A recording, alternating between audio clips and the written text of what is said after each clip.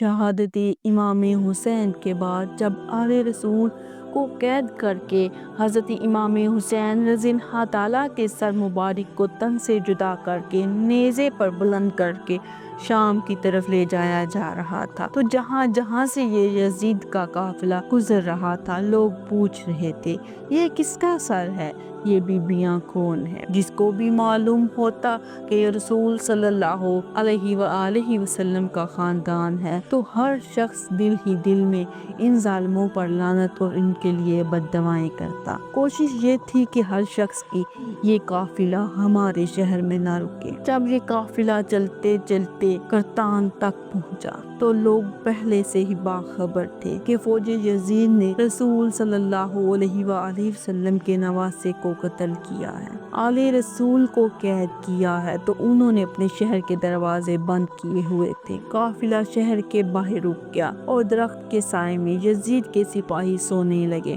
جب رات ہونے لگی ایک راہب قریب آیا، دیکھا کہ ایک نورانی سر ہے جس پر آسمان سے فرشتے آ کر سلام کر رہے ہیں، وہ سر قرآن کی تلاوت کر رہا ہے۔ جیسے ہی وہ واپس اپنے گھر گیا پوری رات سوچتا رہا یہ سر کس مقدس ہستی کا ہے۔ بس فوراً صبح آ کے سپاہیوں سے پوچھنے لگا یہ ہستی کون ہے، یہ سر مبارک کس کا ہے؟ فوج یزید نے کہا یہ حضرت حسین کا سر ہے۔ تو اس نے پوچھا حسین کون؟ اتنے میں شمر کہنے لگا حسین فاطمہ کا بیٹا، محمد کا نواسا۔ تو وہ چیخ اٹھا اور زمین پر بیٹھ کے رونے لگا اور کہنے لگا کتنے بدبخت ہو تم، اپنے ہی رسول کے نواسے کو شہید کر دیتے ہو۔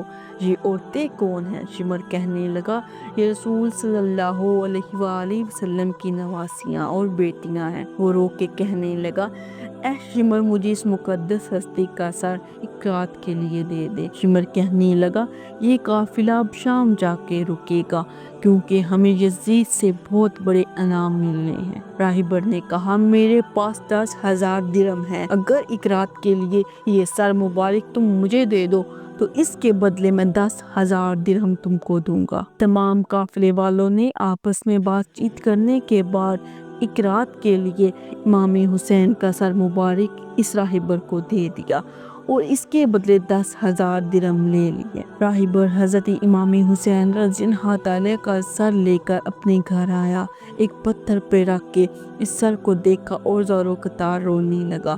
اتنے میں حضرت امام حسین کے سر سے آواز آئی اے راہبر یاد کر جب تو اولاد کی دعا کرنے کے لیے میرے نانا کے پاس آیا تھا، تیرے مقدر میں اولاد نہ تھی، میں نے دعا کی تھی اللہ نے تجھے 7 بیٹے عطا کیے، تو نے کہا تھا ایک مرتبہ میرے گھر آنا۔ اے راہبر آج میں حسین تیرے گھر آیا ہوں۔ حضرت امام حسین کے سر سے جب یہ آواز آئی راہبر رونے لگا اور کہنے لگا اے میرے آقا حسین مجھے معاف کیجیے، اگر مجھے معلوم ہوتا تو میں آپ کے ساتھ آپ کے قدموں میں شہید ہو جاتا۔ حضرت امام حسین نے فرمایا اے راہبر اللہ کی مرضی یہ ہے کیونکہ اللہ کا دین میرے خون سے زندہ ہونا تھا۔ وہ پوری رات مولا حسین کے سر سے گفتگو کرتا رہا۔ جب صبح کا وقت قریب آیا راہبر نے سوچا میں مولا حسین کا سر واپس کیسے کروں۔ تاریخ نے لکھا ہے کہ وہ 7 بیٹے جو حضرت امام حسین کی دعا سے اسے ملے تھے، ان میں سے ایک بیٹے کا سر قلم کر کے شمر کے پاس لے گیا۔ شمر نے جیسے ہی سر کھولا دیکھا کہنے لگا یہ حسین کا سر نہیں اور یہ لے جاؤ واپس، ہمیں حسین کا سر واپس کرو۔ اسی طرح راہبر نے دوسرے بیٹے کا سر قلم کیا اور شمر کے پاس لے گیا۔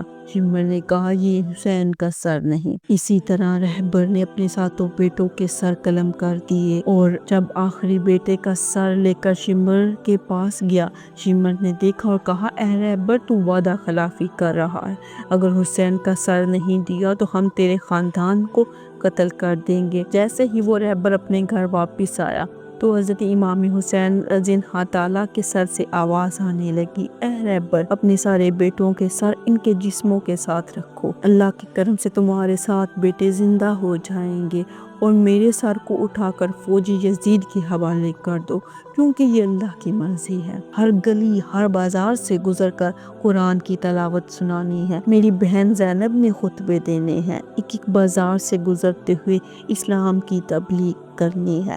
تو باصاحب نے اپنے بیٹوں کے سر ان کے جسموں پر رکھ دیے۔